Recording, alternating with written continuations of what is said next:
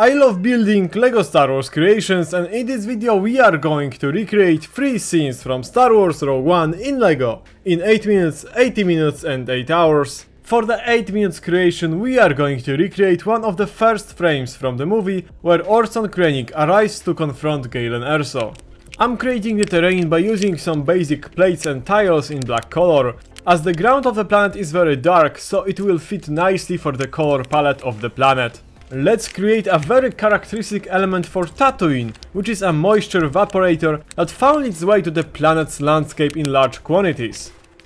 Finally, to complete the look of the planet, we need lively green colors, mostly grass to be faithful to the scene. I'm using quite old LEGO grass piece, which will work perfectly here. Let's add Orson Krennic.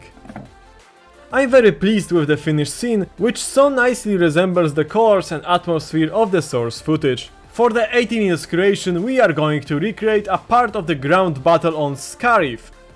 I begin with creating simple, nice looking black frame for the 2 main sides, from which the creation will be displayed. It's time to make the main portion of the terrain, with bits of sand scattered here and there. Finally, it's a jungle near the beach, isn't it? With the foundation for the jungle part finished, let's move on to the vegetation. Firstly, I'm preparing the places for the future palm trees. Then I'm using combination of various LEGO's plant pieces to create diverse and naturally looking vegetation as seen in Star Wars Rogue One on Scarif. I'm really happy how nicely this vegetation turned out, and it consumed majority of my plant pieces that I had on hand in my collection. It's time to create the platform on which our battle between the rebels and stormtroopers will be located. To do so, I'm using various plates, tiles and modified bricks to make an interesting and textured surface, where I place some bits of sand and grass to make an entire creation cohesive. I really overestimated the amount of time such platform will take, and I still need a few meals more to finish the diorama than the limit allows, so I quickly built some cargo boxes and crates, as well as I'm making 2 palm trees in previously created spots. Let's add all the minifigures to the creation.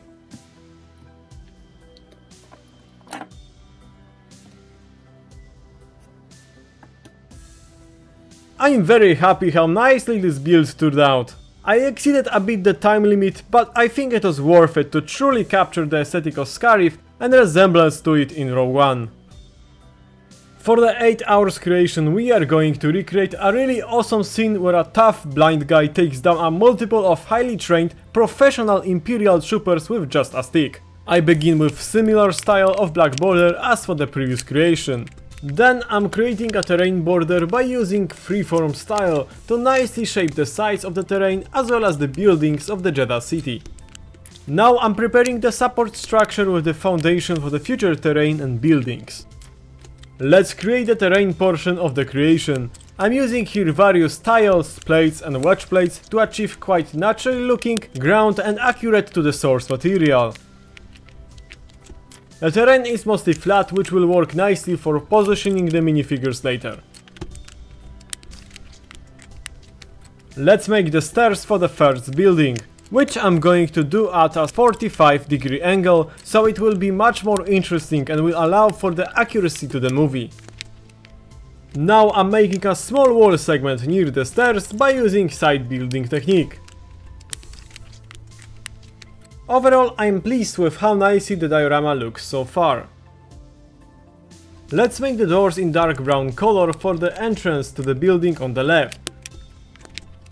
Next, by using side building technique, I'm creating the walls on both sides of the doors with some texturing and details.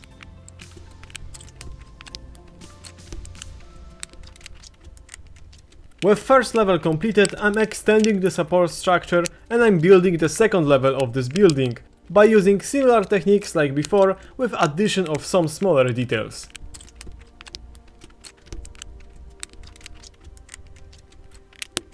Let's quickly build up the roof with some ventilation system to nicely finish off the building. I'm satisfied with how the first building came out, but I'm still not sure how I feel about this roof. So yeah, after some thought I don't really like how blocky it is. I'm reworking the roof this time by building in the same way I did the walls, so by snot technique. I think that overall aesthetic will be much better. Yeah, and now I can say that we have successfully finished the first building. Let's quickly add more stairs which would lead up to the building in the back, but the building itself won't fit on our diorama. Now I need to figure out how to create an angled wall for the second building, and I'm probably going to use this solution which worked for me in the past. So, snot technique attached by bars put into 1x1 modified bricks. It's time to make the first level of the second building. The challenge here is to actually build 2 rows of angled walls, where one of them is pushed into the building while still maintaining necessary details and textures of the walls.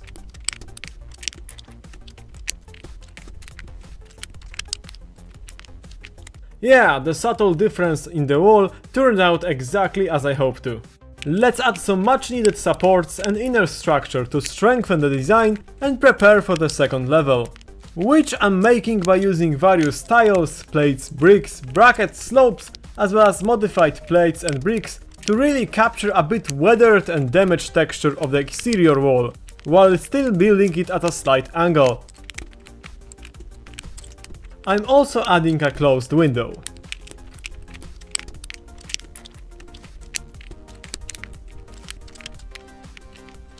The angled walls turned out great. It's time to make the side wall, which I also want to make highly textured, as well as I want to fill it with various details like, for example, some dark red writing, damaged bits of the wall and some machinery integrated into the walls.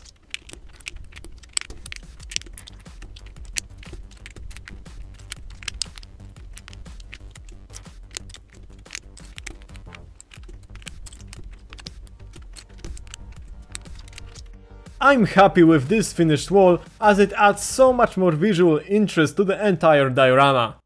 What's left to do for the second building is finishing the roof, so I'm placing simple structure with addition of some machinery on top of it. Let's add some final details like this moisture evaporator, some crates, plant and boxes. Now let's add all the minifigures to complete this scene.